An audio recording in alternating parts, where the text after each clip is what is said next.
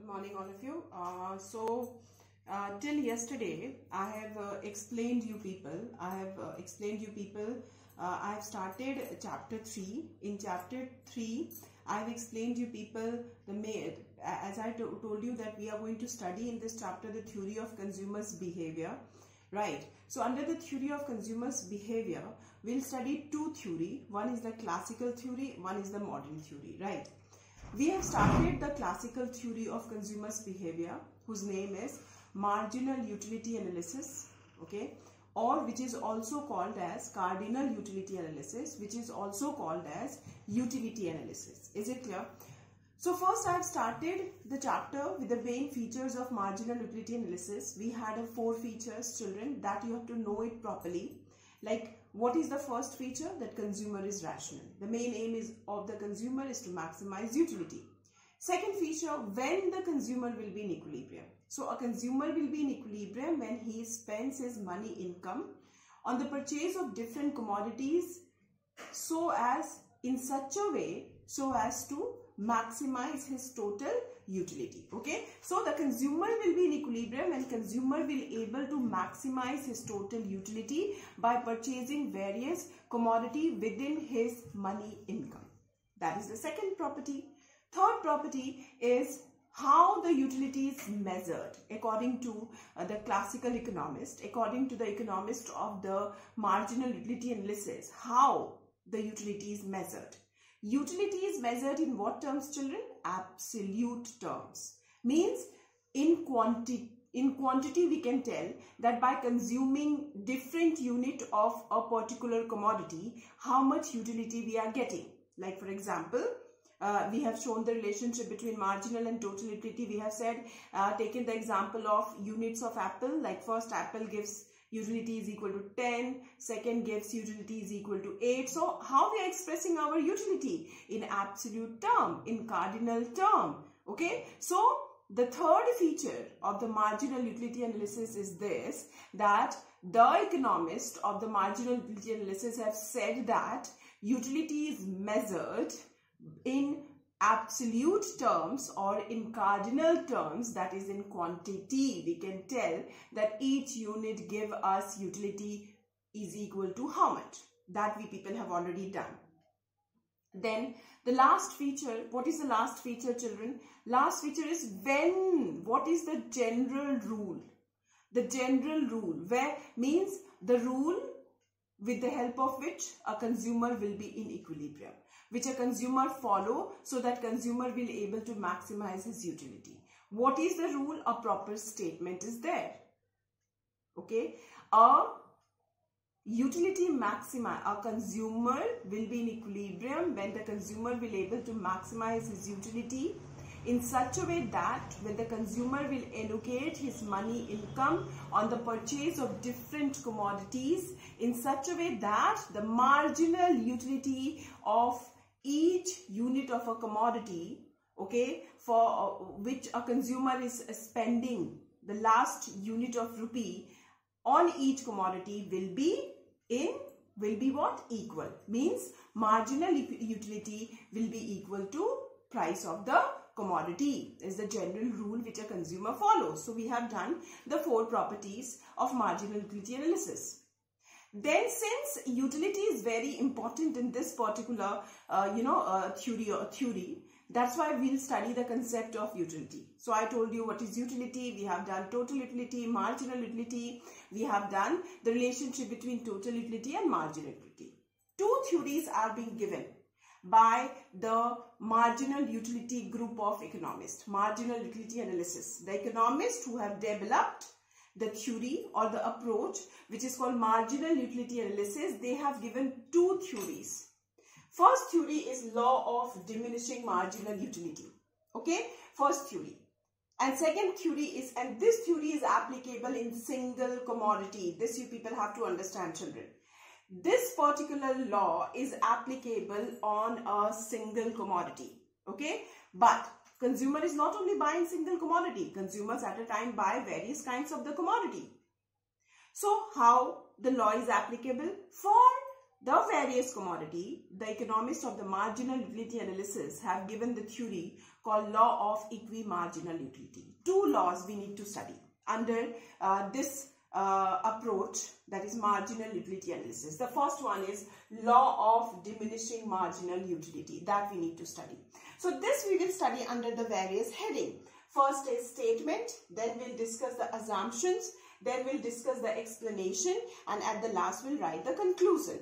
Is it clear to all of you? Okay, so law of diminishing marginal utility we need to study, but you need to understand this, that law of diminishing marginal utility is a law of a single commodity. The first thing you need to know. Is it clear? So in the bracket you people have to write. You have written this heading, then you will write here, after the heading you will write applicable in case of single commodity.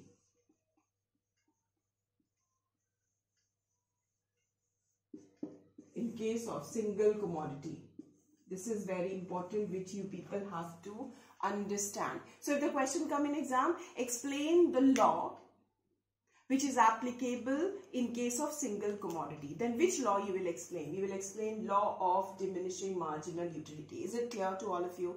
And law of diminishing marginal utility statement we people have already done.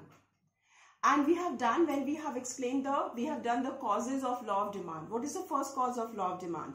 Law of diminishing marginal utility. So what this law states, we have already done. The law states that when consumer increase the consumption of each additional unit of a particular commodity, his utility goes on declining. This is the statement of the law. So you know the statement. Okay. Second thing we need to discuss about the assumptions. Assumptions are given very properly in your book, that is in page number 35. I hope you people have purchased the book. Okay, so I will explain you the assumptions from the book itself. Is it clear? So we'll start. Let us start the law. Write down the law of diminishing marginal utility, and then this write in the bracket and write down the first statement, that is statement. And statement we people have already done. Okay, so write down the statement. First write down this heading and then write down the statement, children. Okay.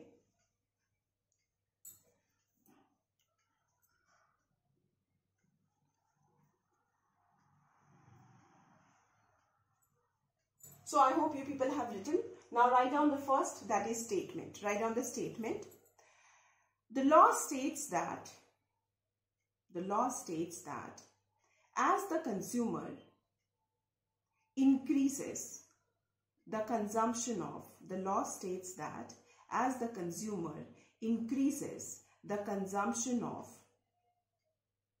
each additional unit of a particular commodity, as the consumer increases the consumption of each additional unit of a particular commodity, his marginal utility goes on declining. His marginal utility goes on declining, and then put a comma, and then you have to write other things being equal. Then only the statement is complete. When you're writing the law, you have to mention this, other things being equal, full stop. This is the statement which I have already told you, like I have explained you people.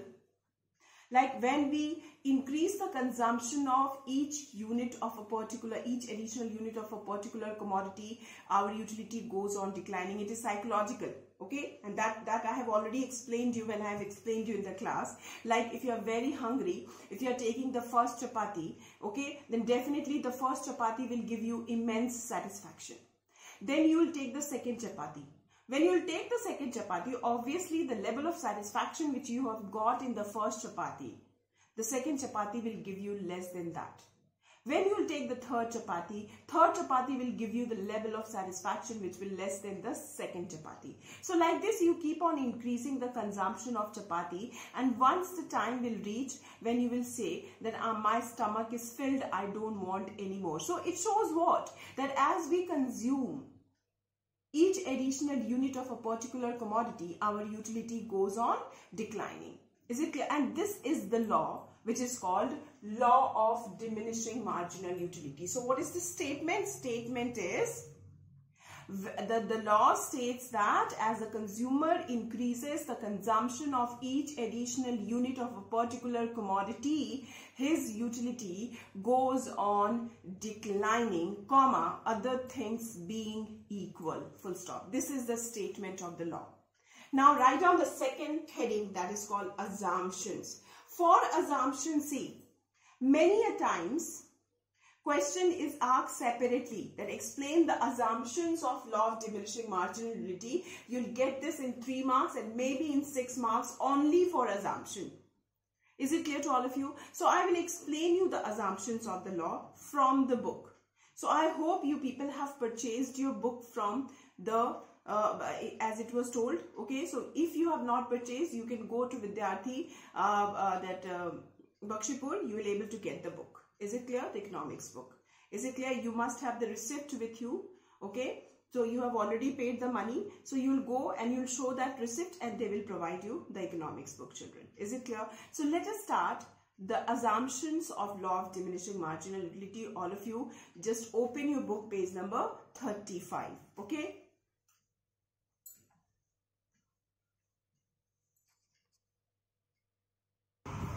Okay, so children, let us start with the assumption. Please open your book, page number 35. Okay, page number 35, you see assumption, it is given.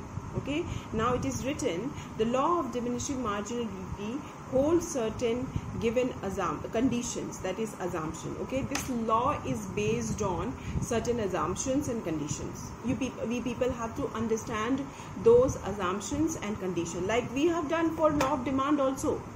Law of demand we have studied, and we have studied that law of demand was based on an assumption. What is that assumption? Other things being equal. That law of demand was based on ceteris paribus assumption. On a similar way, law of diminishing marginal utility is also based on certain assumptions, certain conditions.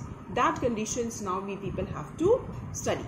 Is it clear? Now, first I will dictate you so that you can write in the copy very fast, and then you will understand, because if you don't have the book, at least some matter will be there with you. Okay, so write down the first assumption.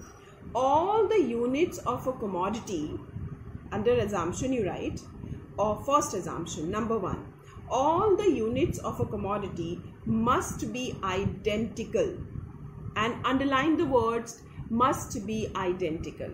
All the units of a commodity must be identical, that is same in all respect. Same in all respect. After respect, give a small dash. It is given in the book very properly. Those who have the book, you see in the book. And then give a dash and then write in size, comma, color, comma, design, comma, quality, etc. Full stop. So what is the first assumption? That all the units, I am repeating, all the, which is given in the book, and those who have the book, underline in the book. All the units of a commodity must be identical, that is same in all respect, that is in size, color, design, quality, etc. Full stop. Okay, now I'll give you example, but first try to understand this assumption. As you know that under law of diminishing marginal utility, we consume single commodity. I have already told you this is a law of a single commodity. If you are consuming apple, means we are consuming apple only, different units of apple. If we are consuming mango, we are consuming only mango and different units of mango. Suppose, for example, we know that mangoes have different brand. We have the Seri, we have Kapuri, we have several kinds of the brands are there in mangoes. Suppose if you are taking the first unit of one brand, second unit of other brand, third unit of other brand, then this law will not be applicable. All the units of the commodity must be identical, means the commodity's color must be same, the commodity's quality must be same, brand must be same, size must be same, means every time the different units of the commodity which you are consuming must be identical to each other, must be same in all respect. All respect means the size, the color, the design, the quality, everything of different unit of that commodity must be equal to each other. Is it clear? Then only this law is going to be applicable. Otherwise, this law is not going to be applicable. So what is the first assumption? The first assumption is all the units of the commodity must be identical. That is same in all respect. That is same in size, same in color, same in design, same in quality, etc. Everything must be same. Then only this law. Otherwise, this law is not going to be applicable. This law is applicable only when all the units of different commodity must be identical. Full stop. Okay. So the first condition, first assumption is, I'm reading again in the book, underline, all the units of a commodity must be identical. That is same in all respect, in size, color, design, quality, etc. Is it clear to all of you? Okay. Then after full stop, one example we can write.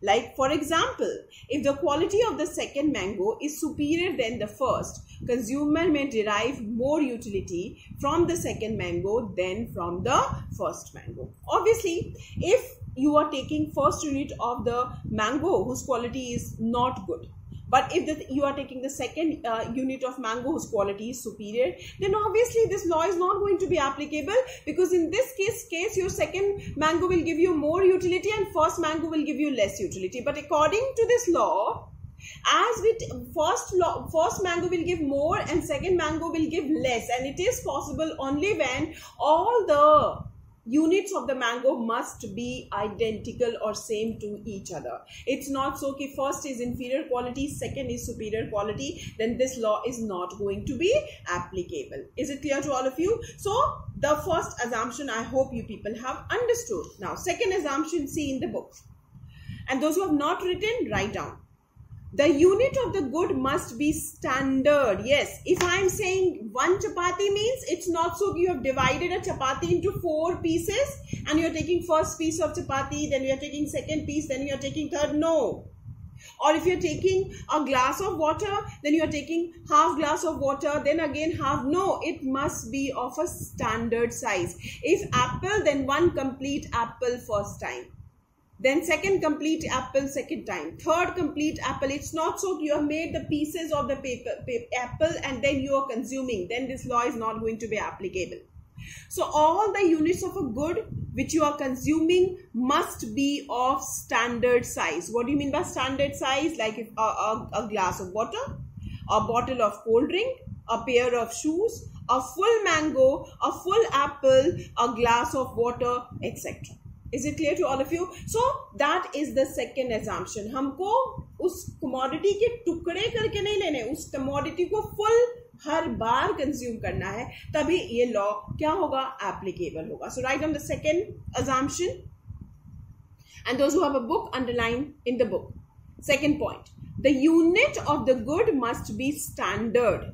For example, a cup of water, a bottle of cold drink, a pair of shoes, a full mango, a glass of water. Okay, full stop.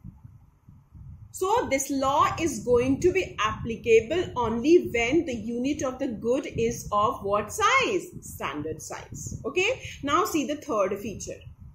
Third feature, we have studied one of the factor which affects the demand, that is taste and preference of the commodity. Like for example, if you take in first unit, second unit, और तुम्हारी taste change हो गई, तो तुम क्या करोगे उस condition में?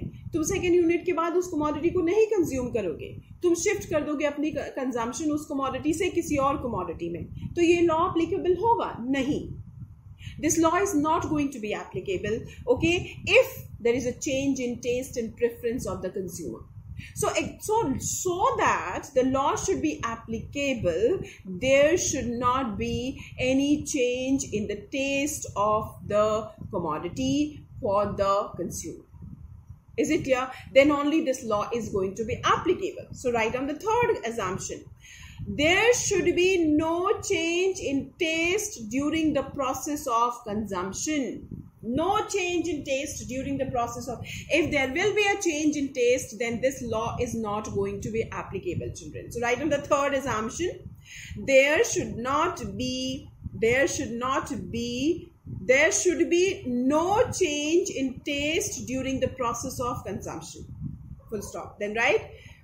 Consumers' taste must remain the same during the period of consumption. Till here you people have to underline in the book. Full stop. So we have done the 3 assumptions. Now see, what is the first assumption? All the units of the commodity must be identical. What is the second assumption? All the units of the good must be of standard size. What is the third assumption? There should be no change in the taste during the process of consumption. Okay, consumers' taste must remain the same during the process of consumption. These are the 3 assumptions we have done. Now see the fourth assumption. Fourth assumption, try to understand. Suppose if you have taken the first chapati in the morning, then second chapati in the afternoon, then third chapati in the dinner. No. So much of time interval is if so much of time interval will be there, then this law is not going to be applicable. When you're taking a breakfast and in the chapati, if you're sitting in the dining table, okay, then first chapati, second chapati, third chapati with no time gap, if you are taking, then only this law is going to be applicable. वरना ये law तो applicable होगा ही नहीं. Breakfast में भूख लगी, तुमने चपाती खाई, तुमको satisfaction मिला.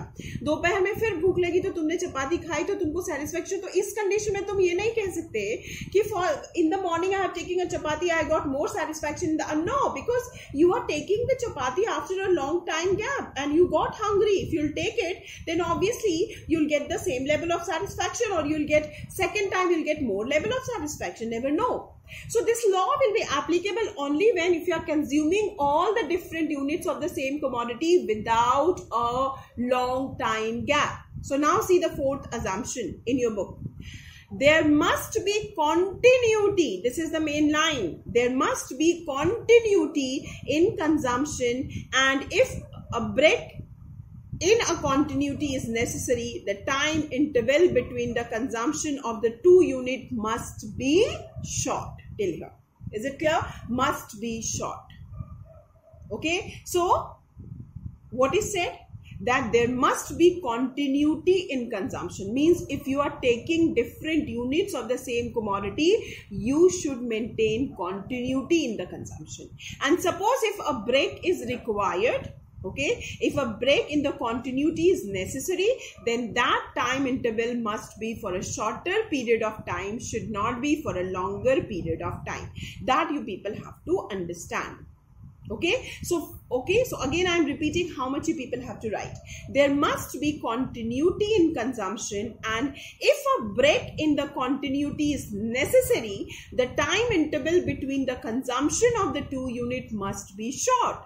In other words, different units of the commodity should be consumed continuously without any time gap. Full stop. This is your fourth assumption. Okay, I don't think so any problem to anyone till the fourth assumption. Now see the fifth assumption. You people have to write in the copy. Even if you're underlining in the book, you people have to write this in your copy. Now see the fifth assumption. There should be no change in the price of substitute good. Yes. Suppose if you are taking a commodity whose substitute good is available in the market. Is it clear? अगर उस substitute good की price change होती है तो आपकी consumption process change हो जाएगी. आप उस commodity से दूसरे commodity में shift हो जाओगे. ये तभी possible होगा कि you should not shift from one commodity to other commodity only when the price of substitute good should not change. Okay, that is the fifth assumption of law of diminishing marginal utility. So write down all of you and underline in the book, those who have the book. There should be no change in the price of substitute good. Okay, till here you people have to write. Nothing much is needed. Sixth one. Sixth assumption. The utility is measurable. Yes, we have done. Marginal utility analysis we have done. Third assumption. What is the third assumption? The utility is measured in absolute terms, in cardinal terms. So, under law of diminishing marginal utility, the sixth assumption is the utility is measurable. We can measure the utility. Is it clear? Then, seventh assumption. The consumer is rational. Obviously, The seventh assumption is the consumer is rational while taking consumption decision. And what do you mean by consumer is rational? Consumer is rational means the consumer wants to maximize his utility. That is the seventh assumption. And the last assumption is marginal utility of money is assumed to be constant. Marginal utility of money. Is it clear? Because we have done that a rule which a consumer follow is marginal utility must be equal to price. अगर money की marginal utility constant होगी तभी ये law applicable होगा. इसीलिए the last assumption is, which is the most important assumption of the law of diminishing marginal utility, is this, that marginal utility of money is assumed to be constant. And that's why we write in the statement, we have written other things being equal. What do you mean by other things being equal? Other things being equal means the marginal utility of money is assumed to be constant. It is not constant, but we are assuming this. Why we are assuming this? So that this law become applicable.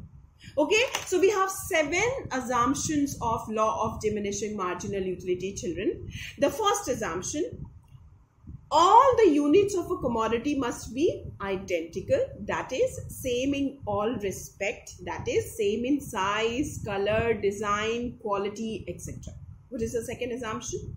The units of a good must be standard, that is a cup of water, a bottle of cold drink, comma, a pair of shoes, a full mango, a glass of water. Is it clear? So standard size. Third assumption, there should be no change in the taste of the consumer during the process of consumption. The taste of the consumer must remain same during the process of consumption. Fourth assumption, there must be continuity in consumption. And if a break is required, the time interval must be short. Okay, means what? Different units of a commodity should be consumed continuously without any time gap. What is the fifth assumption? There should be no change in the price of which good? Substitute good. What is the sixth assumption? Utility is measurable. What is the seventh assumption? The consumer is rational. That is main aim of the consumer is to maximize utility. And what is the last assumption? Marginal utility of money is assumed to be constant. Okay, so these are the assumptions of law of diminishing marginal utility, children. And many a times in 6 marks, in 3 marks, they ask the question, explain the assumptions of law of diminishing marginal utility. Then in 3 marks, you have to write at least 6 assumptions, because each assumption carry 0.5 marks, children. This question, this assumption, they will not ask you in 6 marks. Is it clear? This assumption, if they will ask you in 3 marks. Okay. Now tomorrow I am going to do the other topic of the law, that is explanation. And explanation we'll do with the help of schedule and diagram, which we have already done yesterday. Whatever schedule we have made for relationship between marginal utility and total utility, the same schedule and the same diagram, we are going to use it for this law also. Tomorrow I am going to complete this law, children. So today I have done the statement of the law and the assumptions of the law. For today only this much. Thank you, children.